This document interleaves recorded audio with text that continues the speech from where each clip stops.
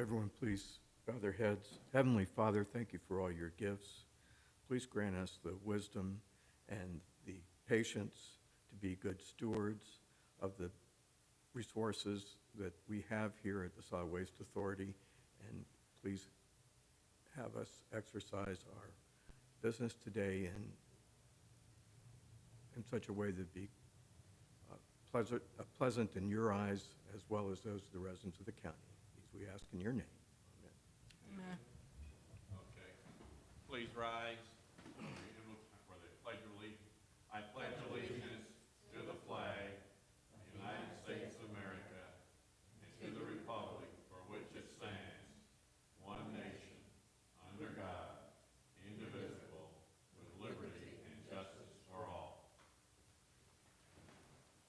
Come on, technically say play ball after the Pledge of Allegiance.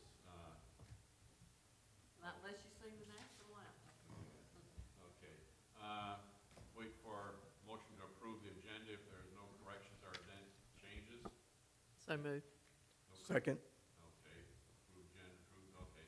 First thing is the Solid Waste Authority's recycling grant application consideration from the town of Surfside. We've all got a letter in our packet or online. I happen to get both.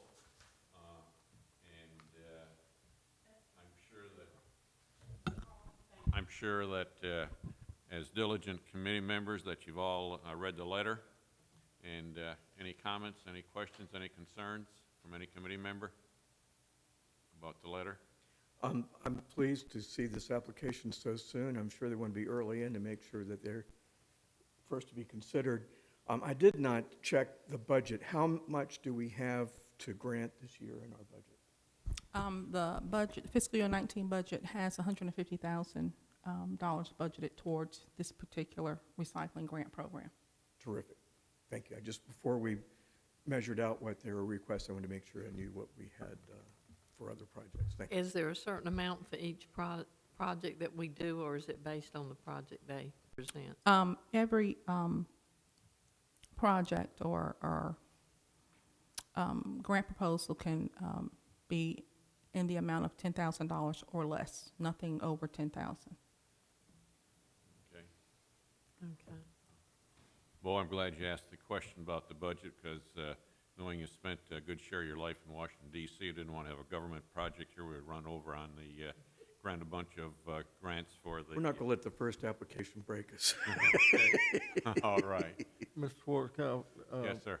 how about let Esther explain to you how the grant came in, how we graded it, Okay. and that. All right. As it says in the letter, we received an application last week from Town of Surfside Beach. I just initially reviewed it to make sure it kind of met the criteria in the proposal itself. Once I just checked it for completeness, each committee member, and the committee consisted of Mr. Knight, myself, Mrs. Bidding, and Mr. Bessent. We all individually evaluated the application.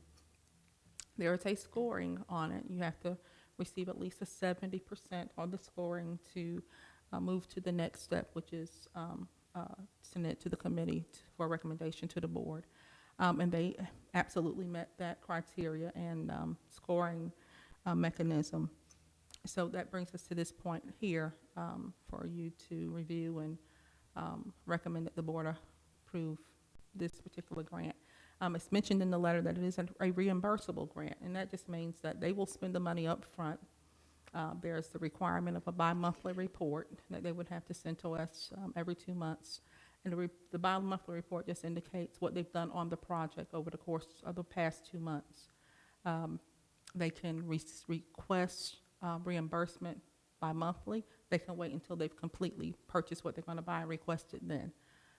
But there is required reporting that must be completed, and then a final report. So, Yeah, that was one of my questions. Do they get all the money at one time, or do they get it partially? And that's their choice. yes, sir. Okay, that's good. That was one of my concerns because unfortunately I've been associated with some organizations that got the money up front, and then they never talked to them, heard from them again, whatever else. They didn't answer any certified or registered letters, and didn't answer any letters from the attorney, and they didn't even have courtesy to say thank you, so Yes. And our that's not gonna happen here. Our grant, we did model it after DHEC's grant process that they use for all counties and the grants we apply for. Okay, good, okay. Any other questions? No, I just wanted to say, in the last couple of years, when we've been working on different things like the tarps and trying to get the plastic bags out of the yard waste, Surfside's mayor and their council people have been very prominent in agreeing with us that there needs to be more recycling, that the plastics needed to be out of the yard waste, and even when we talked with them about plastic bags, and they have decided to ban those in Surfside, they have been very progressive, so it really doesn't surprise me that they're one of the first ones that have applied for this. So I really appreciate everything that they have done and worked with us on and supported us in, and I'd like to make a motion that we grant this request. So move second. I second your motion. Okay, all in favor? Aye. Aye? Okay, motion carried, and recommend to the whole board that the grant from the people of Surfside for the recycling be granted as such. So, the other thing I can say about Surfside is their action seems to be somewhat contagious. The people in North Myrtle Beach now are listening and taking action and trying to do some similar things up there. So, okay, we'll move that on to the full board for their adoption based upon our recommendation. Okay, the second thing is the South Carolina Environmental Law Project letter that we received on July 26th from Amy Armstrong, their attorney, and it's regarding the expansion of piggyback expansion number 2 and number 3. And again, knowing that diligent, committed committee members, that you've read the letter, and what are your comments or concerns? Well, one of the reasons I really wanted to discuss that is because there are a lot of things on there that for the last several years we've been doing. One of those is that we have participated in the state against the law that was coming up where they would ban local people from banning plastic bags or from us banning any other packaging that they have. We did participate in that. I spoke a couple of times in Columbia, and we worked with a lot of other groups that did, because I think that is one of the most, for them to pass that, would be one of the most detrimental laws that our state has passed in a long time because of what it would cost local people and our landfill and what we're doing. This year, we have already talked about when our lobbyist would start working in Columbia. I would like to see us get one of the senators sign on to a bill where we would ask that this not happen, and that there would be some packaging laws and regulations. I think one of the biggest things that's in our landfill is packaging. I think when you take an inch by 3-inch product and you have 5 pieces of packaging with it, and it's huge, that's not a necessity. I know a lot of the big box stores that we have talked with and talked about have actually said they're not going to accept products in packaging like this. I think we need to work with some of the big box stores. I think we continuously need to work in Columbia and lobbying efforts and working with other people of like mind to see that this law, something like that to ban us from doing this, never happens. But I think we need to be proactive, as I talked about last year, and try to get a resolution from our state level, and as one of the council people pointed out to me, on a federal level. I think we need to start thinking about writing some letters to Tom Rice and other senators, House people, and start working on, we've already started working on a lot of those levels, but I think we need to step it up, and I think we need to continue it, to ask them to put things in the federal and state laws to help us with airspace and our landfill and what can actually go in there, because to me, the packaging is going to make a huge difference in how much land filling we need to do. I think we need to reduce the amount of packaging, and we need to work on a state and a local level to get people to understand that, even if it comes, as we've talked about, writing letters. When we ask county council to work with us to mandate no more plastic bags in our leaves and gardening waste and yard waste, and they work with us on that, I thought that was a huge step forward for them and in this community. And I know it's baby steps sometimes that we need to do to get everyone to sign on. And we have worked trying to give incentives for people to bring in the recyclables, whether it may be C&D or plastics or whatever we're doing. You're basically saving people money. And through working with the schools and enacting the food waste and actually helping them set that up and get people to actually come in and pick it up, and we work with it, it's also helped us recycle more things because it doesn't have that wet waste in it.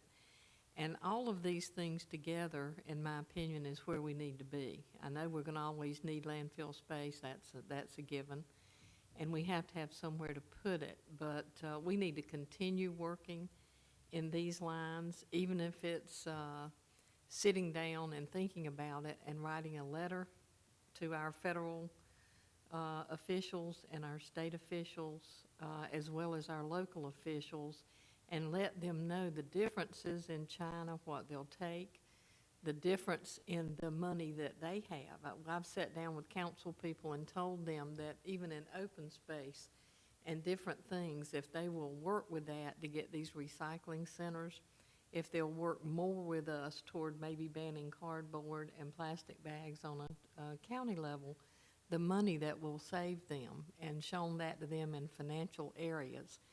And have some council people that are on board with that, and other ones that would like to see the financial difference to them on that level as well as to us.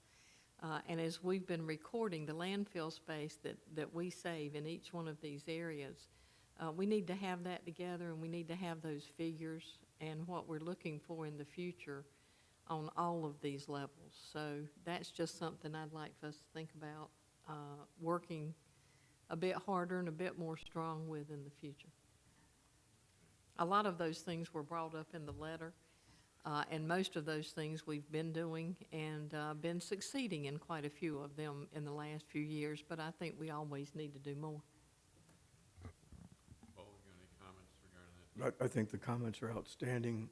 The letter points out that we need to make sure that we look at alternatives to increasing the size of our landfill.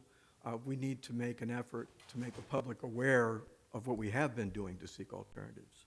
But I think you're right. Legislation is something that we need to work on, not only on bans, the ban on bans, but the responsibility for producers and merchants on what their packaging is. And I wonder if we can't encourage grants like we're offering here for our recycling program in that regard, because that would help merchants to know that they're could be assisted in finding alternatives for their packaging. And I think your documentation, that's something, education, of course, it's extremely important to continue to do that. But our documentation of savings from elimination of cardboard and other elements from our stream, we do need to work on that. And that would be something that we should ask the board to do, initiate work to produce those documents. And then a letter campaign is easy enough to do. We should at least start there because that doesn't require a large amount of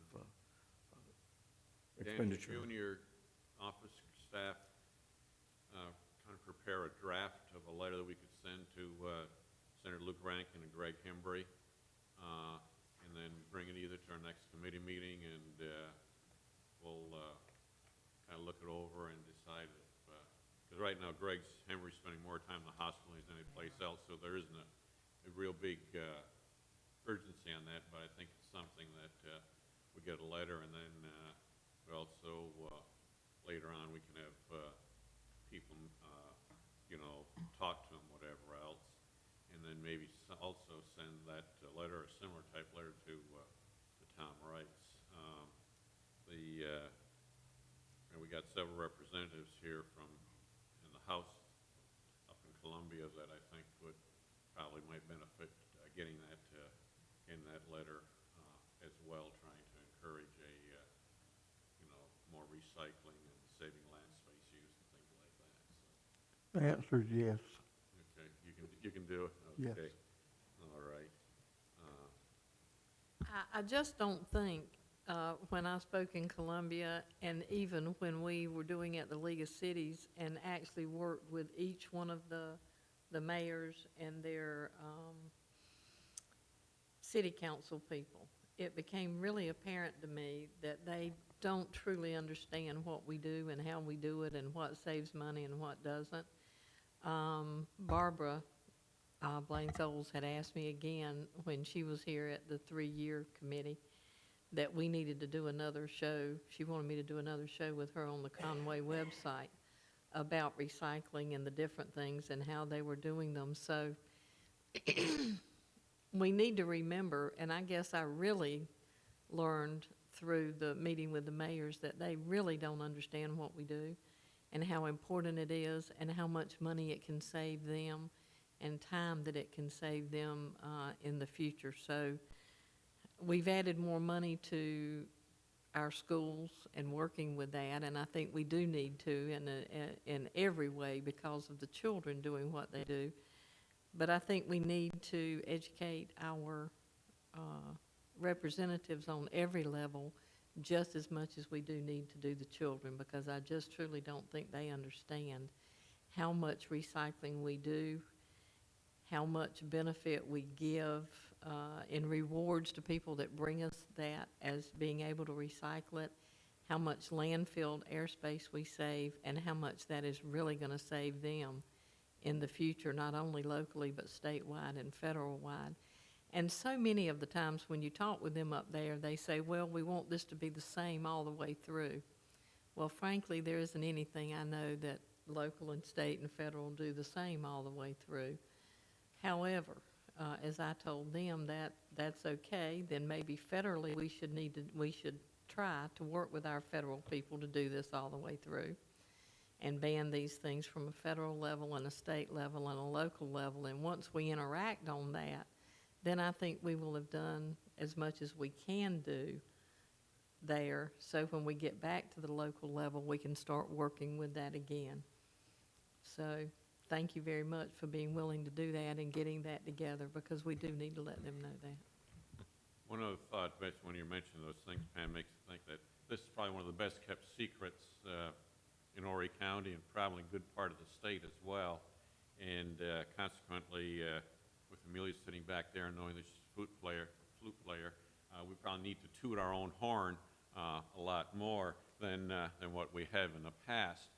And this is somewhat dangerous because I thought about this within the last 30 seconds. And so consequently, I haven't given it a lot of thought and understand the positive and negatives.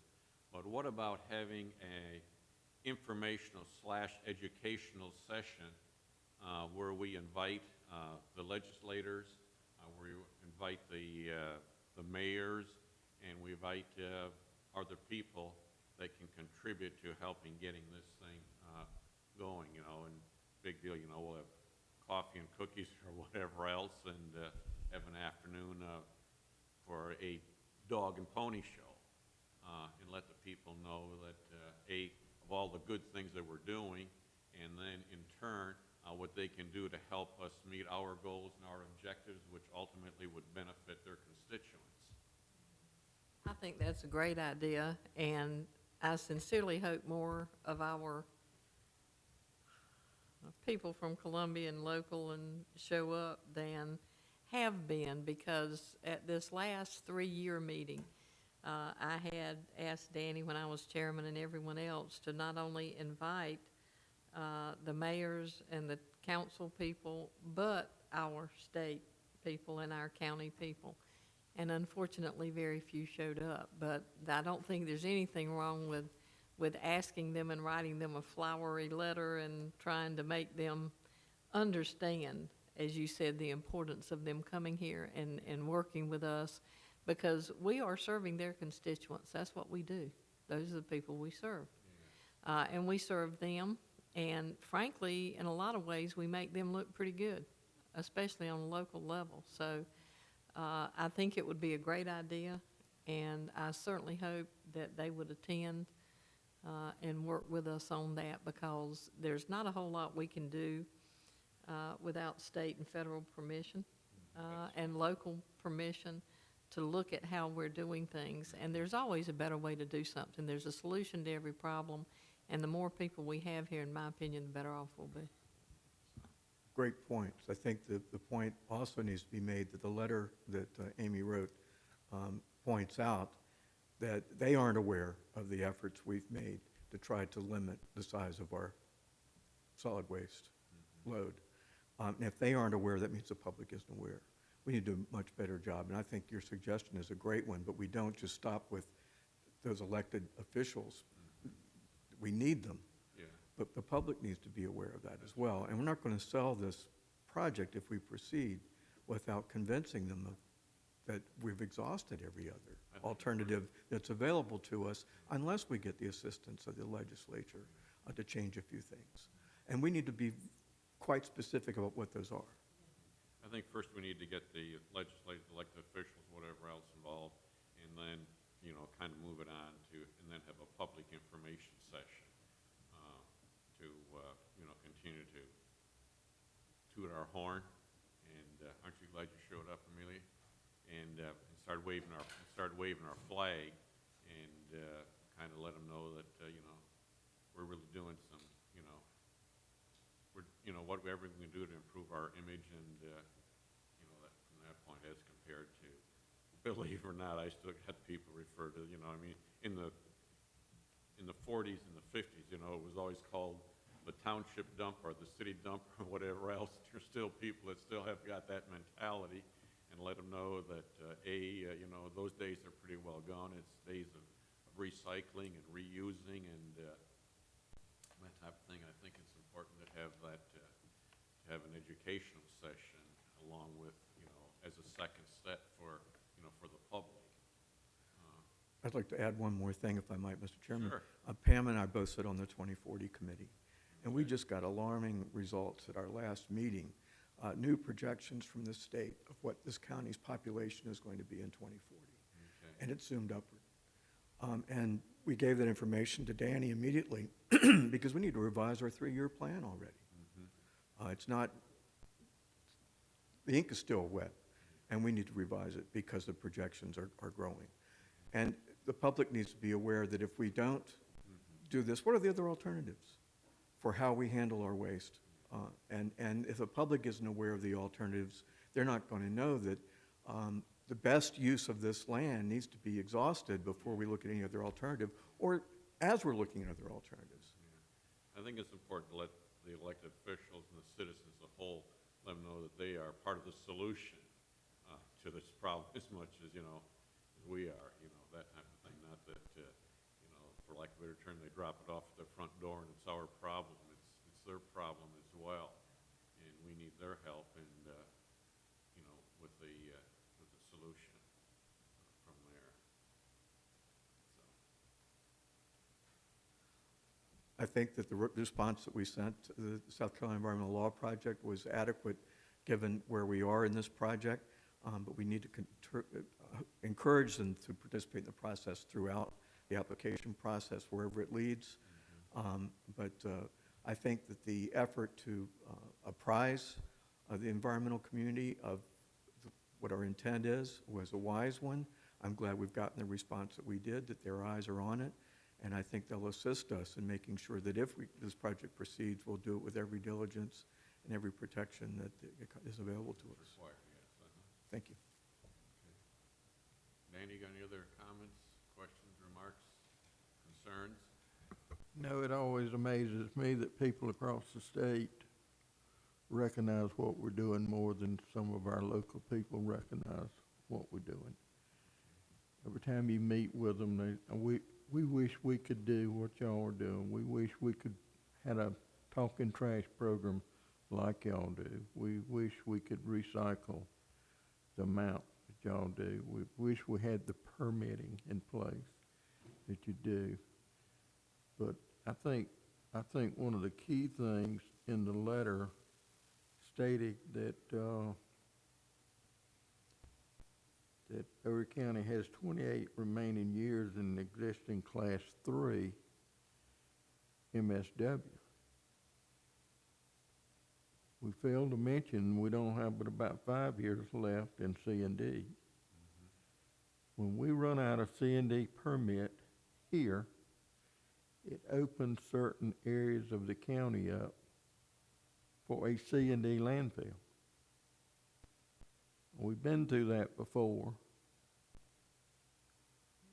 Some of the comments I've gotten back from some of the council members, well, it's got to be zoned appropriately. Well, it does, but it will take a battle. It'll take a lot of energy. It will take a lot of politicking. C&D came out of the flow control ordinance in about 30 days. So, in the landfill, utilizing C&D tipping fee to pay a lot of the bills and a lot of things that we do. And we're in the process of looking at if in fact we lose that, what that does to the funding and everything. But That C&D is important to the concept of how the it's piggyback constructed. gets constructed, but it's also a diversion of our resources to fight that when we should be focused on what we can do here. Yes, sir. And that's a concern. There's part of the landfill that we can only put C&D in, and that has to be filled. If we can't put the C&D in there, if we don't get that to do that, then We'd have to purchase. we have to purchase soils and whatever and do that. So there's a lot of expense in that. Also working with a lot of the cities and the mayors and the city council people and others, they don't want us to stop taking that because of the fees would be different. They feel like they would have higher fees.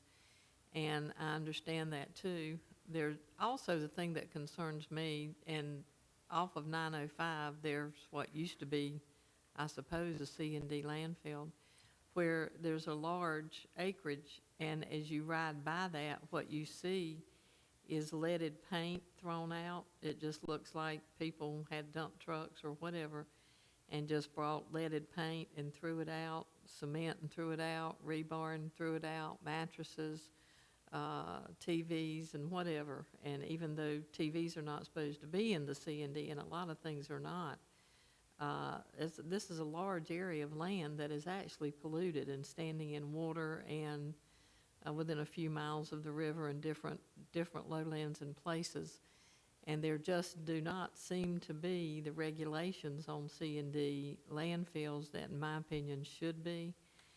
They don't dispense of it in the same way we do with our C&D, which is a concern to me for other parcels of land as well as that, and as well as us having to pay to fill in those areas of C&D if we didn't get it.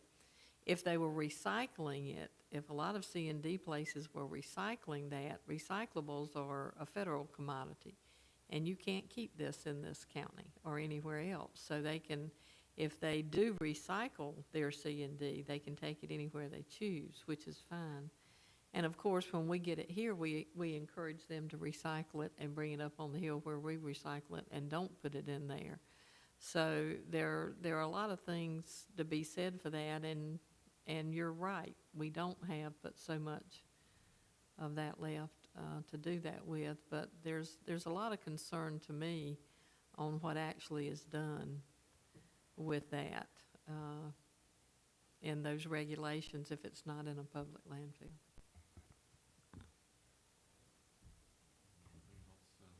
No, I think that we've covered it.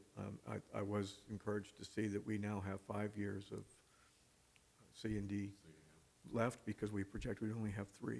So that's progress that we're making, that we have not had to use up that space at the rate that we projected that we might, and that's encouraging.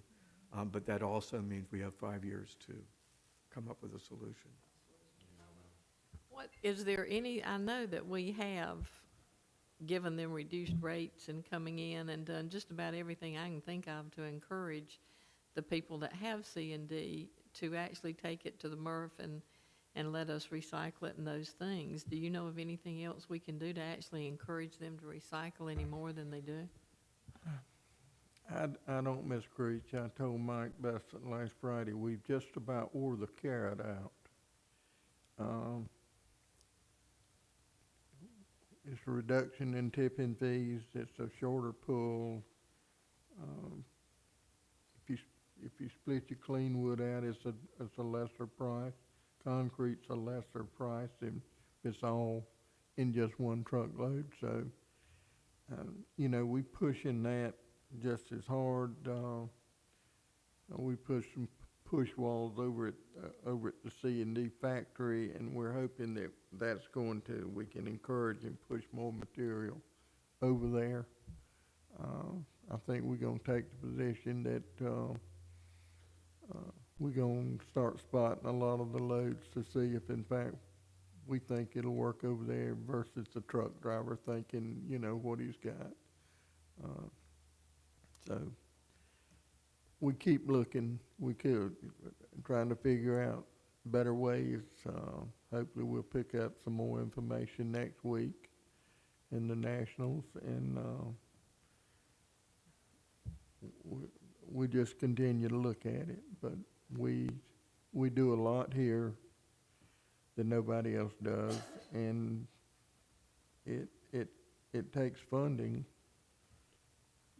to fund some of these things to reduce what goes in. This past year, we've started using latex paint in our daily cover, approved by DHEC. A lot of people don't do that. We picked that up at one of the conventions.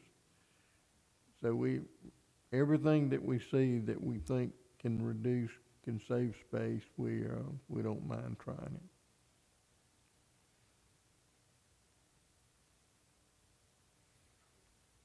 We're making progress in that department. I think it's important that we continue to do that. And like I said, I think it's important that, you know, we're probably one of the best kept secrets going. And so we just need to get our message out there and let the people know that what we're doing, but also that they can help us, you know, down the road, long term. Any other comments, questions? Just one other question. Since the gentleman that kind of headed up the school food has left, have they ever hired anyone else to take his place, or they haven't? No, ma'am. They're looking. They sent out the job right after he left, and didn't get very good responses at all. So they've re-advertised it. And the last time I spoke to Mr. Wolf actually we emailed last week, and it's still out, and they haven't gotten a really good applicant as of yet. The program's going to continue. Okay. That and- worried me when yeah. you don't really have a champion for something like that. And that is a great program, and it's very helpful to us on so many levels. Yeah, they have some great staff members in that department, and one long-standing one, Miss McCracken, who's been there as long as I can remember. And that's going to be another duty that she'll take on until they hopefully find somebody soon. Okay, Greg thank- Sponseller was the gentleman you're talking about, and he was not encouraged because there was no mention to him that he'd be replaced. And I had a conversation with John Poston when he was here for our environmental dinner, and let him know that the reason that Greg left was because there was no advancement potential for him in the Horry County school system. That he didn't want to be a principal, he didn't want to be an administrator, he just wanted to remain a sustainability person, but he was the only sustainability person in Horry County schools, and there wasn't an opportunity. So I put the bug into his ear because the board wants that position. That the board needs to talk to the superintendent about making sure that there is a program for advancement potential so we don't have this problem again, because Greg was outstanding in that position. And we had the growth too in our compost program with the schools. That's been a huge success in the last 3 years, and we want to see that momentum continue. For the good of the cause, any other comments, questions, remarks, or whatever else? Okay. None, hearing none, it's, Motion for adjournment, Mr. Chairman. okay. Believe it or not, pursuant to the provisions of Robert's Rules of Order, an adjournment does not require a segment. See all those years that I. You learned something. Provided the chairman hears it. That's right. Provided the chairman hears it, so, okay, we'll adjourn until Esther sends us the letter.